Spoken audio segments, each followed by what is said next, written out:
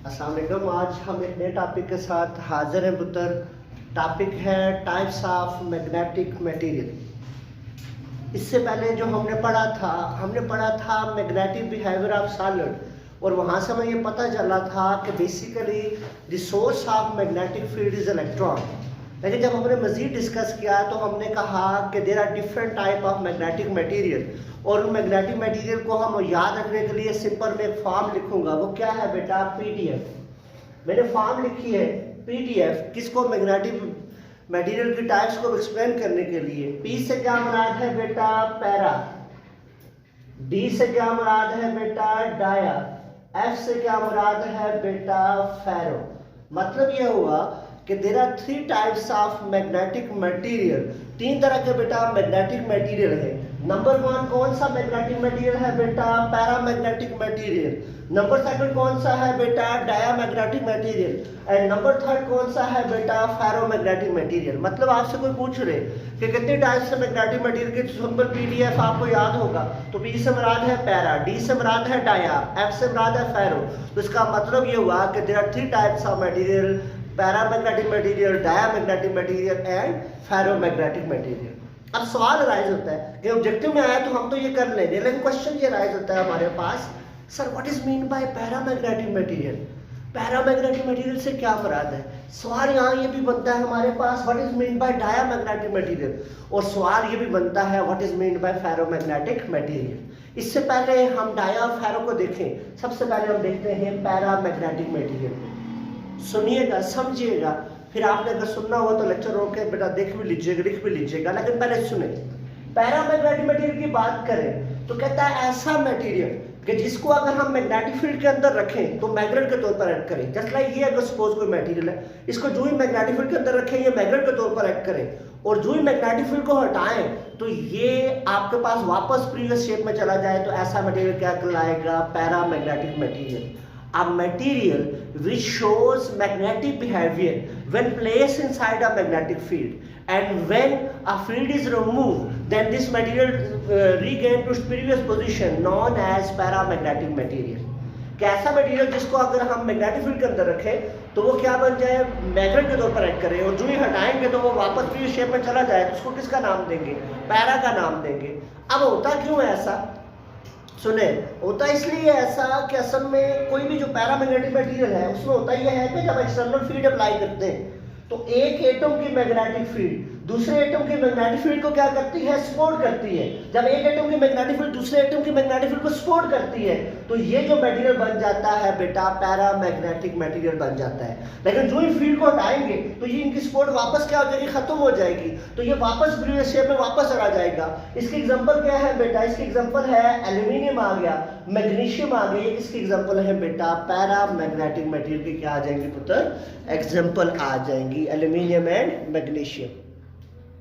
अब आ जाते हैं जी, एक तो पैरामैग्नेटिक मटेरियल हमने देख लिए, अब आगे हम डायामैग्नेटिक मटेरियल। अब देखते हैं what is mean by diamagnetic material. सुनेंगे, कहते हैं a material that when they are placed inside a field then there is no effect on field on their material, on their magnetic behavior or on their characteristics, known as diamagnetic material. कैसे magnetic material? अगर उनको field के अंदर रखा जाए तो उनकी characteristics change ना हो, उनको फील्ड के अंदर रखा जाए तो वो मैग्नेट के तौर पर एक्ट ना करें, तो वो मटेरियल क्या कहलाते हैं बेटा? डायामैग्नेटिक मटेरियल कहलाते हैं। जस्ट लाइक मार्कर है, इसमें को जितनी मर्जी आप फील्ड अप्लाई कर लें, जितनी मर्जी मैग्नेटिक लाइन अप्लाई करें, इसके एक एटम की मैग्नेटिक फील्ड दूसरे एटम को सपोर्ट नहीं करेगी और ये कभी भी मैग्नेट नहीं बनेगा। तो ये जो मटेरियल होगा ये क्या कहलाएगा? Diamagnetic material. ये टेस्टर है आपके पास, इस पर जितनी मर्जी फील्ड आप अप्लाई कर लें, लेकिन एक एटम की मैग्नेटिक फील्ड दूसरे एटम को सपोर्ट नहीं करेगी, तो ये क्या कहलाएंगे? Diamagnetic material. मतलब डायामैग्नेटिक मटेरियल वो मैग्नेटिक मटेरियल है जिन पर हम अगर एक्सटर्नल फील्ड अप्लाई करें और एक्सटर्नल फील्ड के अप्लाई करने की वजह से वो मैग्नेट नहीं बनते और एक्सटर्नल फील्ड का उन पर कोई फर्क नहीं पड़ता, तो उन मटेरियल को हम किसका नाम देते हैं बेटा? डायामैग्नेटिक मटेरियल का नाम देते हैं। इंसुलेटर और plastic are the example of diamagnetic material. सारे इंसुलेटर डाया नहीं है, लेकिन कुछ इंसुलेटर जो है वो क्या है बेटा? डायामैग्नेटिक मटेरियल है। इसमें कोई मसला तो नहीं है पुत्र? समझ आ गई है ना? तो आप देखते हैं बेटा डाया के बाद अब हम आ जाते हैं बेटा फेरोमैग्नेटिक मटेरियल पे। That is very important type of magnetic material that is known as ferromagnetic material. Definition करेंगे सबसे पहले, सुनना है पुत्र आपने। फेरोमैग्नेटिक मटेरियल क्या है? A type of magnetic material when external field is applied on it, then they show act as a strong magnet known as ferromagnetic material. कैसे मैग्नेटिक मटेरियल कि जिन पर अगर हम एक्सटर्नल फील्ड अप्लाई करें तो external field के apply करने की वजह से ये स्ट्रॉन्ग मैग्नेट के तौर पर एक्ट करें, और एक्सटर्नल फील्ड को रिमूव करने के बाद भी ये मैग्नेट के तौर पर एक्ट करते रहे, तो ऐसे मटेरियल क्या कहलाएंगे बेटा? Ferromagnetic material. सिंपल, अगर एक्सटर्नल फील्ड अप्लाई की तो वो मैग्नेट बन जाएंगे, और फील्ड अगर रिमूव भी करने फिर भी वो थोड़ी देर के लिए क्या रहेंगे? मैग्नेट रहेंगे, मतलब स्ट्रॉन्ग मैग्नेट के तौर पर एक्ट करेंगे। इसको किसका नाम देते हैं बेटा? फेरोमैग्नेटिक मटेरियल का नाम देंगे। सवाल अराइज होता है यहाँ हमारे सामने, सर हमने बात की किसकी? पैरा की। हमने कहा जब वहाँ पे हम फील्ड अप्लाई करते थे तो एक एटम की मैग्नेटिक फील्ड दूसरे को सपोर्ट करती थी, इस वजह से वो मैग्नेट के तौर पर एक्ट करते थे, और जो ही फील्ड हटाते थे वापस भी दूसरे में चले जाते थे। तो फेरो में ऐसा क्या जादू है कि उस पर हम जब फील्ड अप्लाई करते हैं वो स्ट्रॉन्ग मैग्नेट बन जाता है, और फील्ड के हटाने बाद भी वो किसके तौर पर एक्ट करता है बेटा? मैग्नेट के तौर पर एक्ट करता है। ऐसा उसका अंदर जादू क्या है? तो उसके लिए हमें क्या पढ़ना पड़ेगा? स्ट्रक्चर से पहले हमें पता होना चाहिए कौन कौन से फेरोमैग्नेटिक मटेरियल है। तो फेरोमैग्नेटिक मटेरियल में बेटा आ जाता है फेरस है, फेरस आ गया, निकल आ गया, कोबाल्ट आ गया, ये या तीनों का क्या आ गया? मिक्सचर आ गया। That are the example of ferromagnetic material. ये किसके एग्जांपल आ जाएंगे बेटा? फेरोमैग्नेटिक मटेरियल की एग्जांपल आ जाएगी। अब हमने बेसिक देखना है why a ferromagnetic material act as a strong magnet. क्यों जो है वो फेरोमैग्नेटिक मटेरियल किसके तौर पर एक्ट करते हैं? Strong magnet. सुनिएगा, समझिएगा। कहते हैं होता क्या है, अगर हम बात करें फेरो की, तो फेरो में होता ये है कि आपके पास फेरो कंसिस्ट करता है छोटी छोटी डोमेन्स पे। When we study ferromagnetic material, when we study a structure of ferromagnetic material, then we observe that the ferromagnetic material consists of small domain। Ferromagnetic material किस पे कंसिस्ट करते हैं बेटा? स्मॉल डोमेन पे, छोटी छोटी डोमेन पे कंसिस्ट करते हैं। एंड ईच डोमेन्स, ये डोमेन में छोटे छोटे डोमेन्स हैं, each domains there are 10 power 12 to 10 power 16 atom. कहता है फेरोमैग्नेटिक मटेरियल का जब हमने स्टडी किया ये चीज देखने के लिए कि ये क्यों स्ट्रॉन्ग मैग्नेट के तौर पर एक्ट करते हैं, तो हमने ये चीज ऑब्जर्व की। हमने ये देखा कि फेरोमैग्नेटिक मटेरियल के अंदर छोटे छोटे गारे, फेरोमैग्नेटिक मटेरियल के अंदर छोटी छोटी डोमेन्स हैं, और हर एक डोमेन्स के अंदर 10 की पावर 12 टू 10 की पावर 16 एटम है। ये ऑब्जेक्टिव में भी पूछा जा सकता है। और the size of domains in millimetre, और डोमेन का साइज किसमें है बेटा? मिलीमीटर की फॉर्म में है। कहता है देखिए कि when we apply external field on it, जो ही हम अप्लाई करेंगे external field, then each domains act as a magnet. हर एक डोमेन किसके तौर पर एक्ट करेगी? मैग्नेट के तौर पर। Each domains create its own north and south pole. हर एक डोमेन अपने क्या बना लेगी? नॉर्थ एंड साउथ पोल बनाएगी। और इंटरेस्टिंग बात ये है, the magnetic field of one domain support the magnetic field of another domain, and in this way these material act as a strong magnet। ये मटेरियल किसको अप्लाई करेंगे? Strong magnet. पैरा में क्या था? पैरा में डोमेन नहीं थी, एक एटम दूसरे एटम की मैग्नेटिक फील्ड को सपोर्ट कर रहा था। और यहाँ पर देखें कि 10 की पावर 12 टू 10 की पावर 16 एटम वो डोमेन्स के अंदर है, वो पूरे के पूरे दूसरे 10 की पावर 10 टू 10 की पावर 16 एटम को क्या कर रहे हैं? सपोर्ट कर रहे हैं। एक डोमेन दूसरी डोमेन को क्या कर रही है? सपोर्ट कर रही है। इन दिस वे किसके तौर पर एक्ट करते हैं बेटा? स्ट्रॉन्ग मैग्नेट के तौर पर एक्ट करते हैं। बुक में यूँ लिखा हुआ है कि when we apply external field then the magnetic fields of domains are aligns or parallel. का जो ही हम एक्सटर्नल फील्ड अप्लाई करते हैं तो डोमेन्स के मैग्नेटिक फील्ड्स क्या हो जाती है? अलाइन हो जाती है। Or the magnetic fields of domain strongly support the magnetic field of another domain. In this way the ferromagnetic material act as a strong magnet. इस वे में फेरोमैग्नेटिक मटेरियल किसके तौर पर एक्ट करते हैं बेटा? स्ट्रॉन्ग मैग्नेट के तौर पर एक्ट करते हैं। अब हमने देख लिया कि हमारे पास कैसे फेरोमैग्नेटिक मटेरियल एक्ट करता है स्ट्रॉन्ग मैग्नेट के तौर पर। कहता है जब हमने और डिस्कस किया तो हमें एक और बात पता चली कि there are also two type of ferromagnetic material. Ferromagnetic material के भी बेटा क्या है? दो टाइप्स हैं। Number 1 soft ferromagnetic material and number 2 hard ferromagnetic material. अब हम देखेंगे सॉफ्ट फेरोमैग्नेटिक मटेरियल कि सॉफ्ट फेरोमैग्नेटिक मटेरियल से क्या मुराद है। समझिएगा तो बहुत आसान है। कहता अगर हम बात करें तो सबसे पहले ऑब्जेक्टिव पॉइंट ऑफ व्यू के लिहाज से which is soft ferromagnetic material. कहता है iron is the example of soft ferromagnetic material. Iron example है किसकी बेटा? सॉफ्ट फेरोमैग्नेटिक मटेरियल की। कैसे?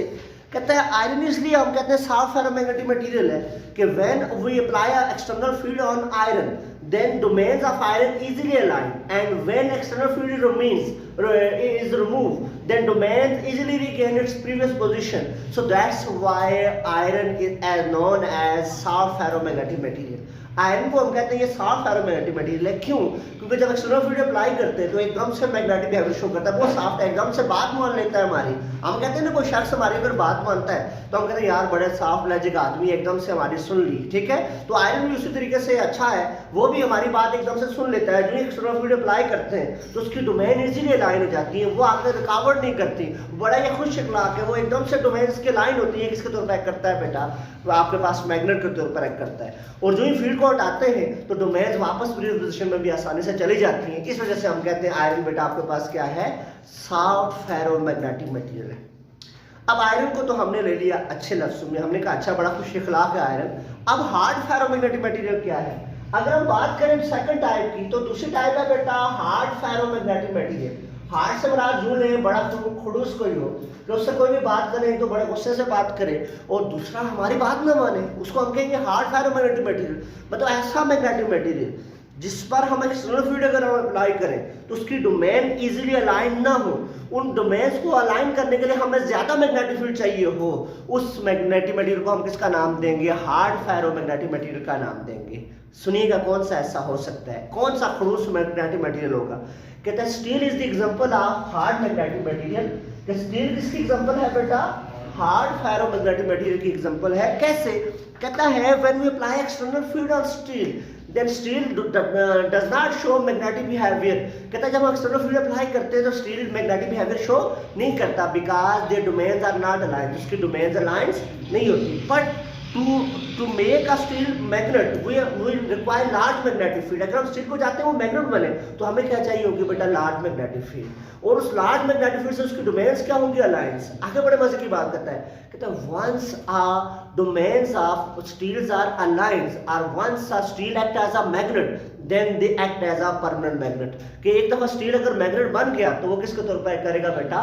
Permanent magnet. मतलब उसकी डोमेन अलाइंस होगी तो वापस डी अलाइंस नहीं होगी, वापस फ्री शेप में नहीं जाएंगी, क्योंकि उसको मैग्नेटिक बनाने के लिए भी हमें लार्ज मैग्नेटिक फील्ड चाहिए। तो उसको मैग्नेटिक से वापस फ्री शेप में लाने के लिए भी हमें क्या चाहिए होगी बेटा?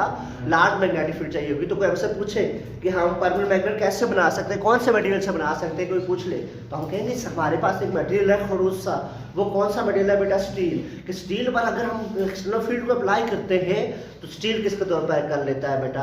परमानेंट मैग्नेट के तौर पर करता है, अगर वो मैग्नेट बन जाए, अगर वो हमारी बात मान जाए। पहले तो मानता ही नहीं है, ठीक है, उसको बनाने के लिए बड़ा लालच देना पड़ता है। अगर वो मान जाए तो वो किसके तौर पर करता है बेटा? स्ट्रॉन्ग मैग्नेट के तौर पर या परमानेंट मैग्नेट के तौर पर एक्ट करता है। देखें अब हमने देखा सॉफ्ट मैग्नेटिक मटेरियल को भी देख लिया, हार्ड मैग्नेटिक मटेरियल को भी देख लिया। अब हम आ जाते हैं बेटा क्यूरी टेम्परेचर पे। कहता है देखें सुनिएगा क्यूरी टेम्परेचर क्या है? सिंपल अगर डिफाइन करें तो हम यूं करेंगे a temperature at which ferromagnetic material convert into paramagnetic material known as Curie temperature. ऐसा टेम्परेचर जिसमें फेरो पैरा में कन्वर्ट हो जाए उसको किसका नाम देंगे बेटा? क्यूरी टेम्परेचर का नाम देंगे। क्वेश्चन अराइज होता है कैसे फेरो पैरा में कन्वर्ट हो जाएंगे? कहता होता ये है कि जब टेम्परेचर हम बढ़ाते हैं, टेम्परेचर के बढ़ाने से एटम की वाइब्रेशन ज़्यादा हो जाती है। जब एटम की वाइब्रेशन ज़्यादा हो जाती है तो फेरोमैग्नेटिक मटेरियल की डोमेन टूट जाती है, और जब डोमेन टूट जाती है बेसिकली तो फेरोमैग्नेटिक मटेरियल किस वजह से था? डोमेन की वजह से। जो डोमेन टूट जाती है तो वो किस में कन्वर्ट हो जाता है बेटा? पैरामैग्नेटिक मटेरियल में कन्वर्ट हो जाता है। और क्यूरी टेम्परेचर जो दिया हुआ है बेटा आयरन के लिए बुक पे दिया हुआ है पुत्र, वो दिया हुआ है आपके पास 750 डिग्री सेंटीग्रेड। अक्सर ऑब्जेक्टिव में ऐसा भी आया है Curie temperature for iron is 750 नहीं बल्कि इसको केल्विन में कन्वर्ट करके दिया हुआ था। ऐसा लिखा हुआ था 750 केल्विन, आगे लिखा हुआ था 750 प्लस 273 करें 1000 समथिंग था। हकीकत में आंसर 1000 समथिंग था क्योंकि केल्विन में कन्वर्ट था। तो बच्चों ने 750 रटा मारा हुआ था, यूनिट देखी नहीं थी तो उनका एमसीक्यू गलत हो गया था। तो ये चीज़ें आपके माइंड में होनी चाहिए। होप सो बेटा आपको समझ आई होगी। अपना बहुत सारा ख्याल रखेंगे बेटा और साथ साथ देखेंगे बेटा, साथ साथ मुझे बताते रहेंगे कि आप काम कर रहे हैं या नहीं कर रही। अल्लाह हाफिज़।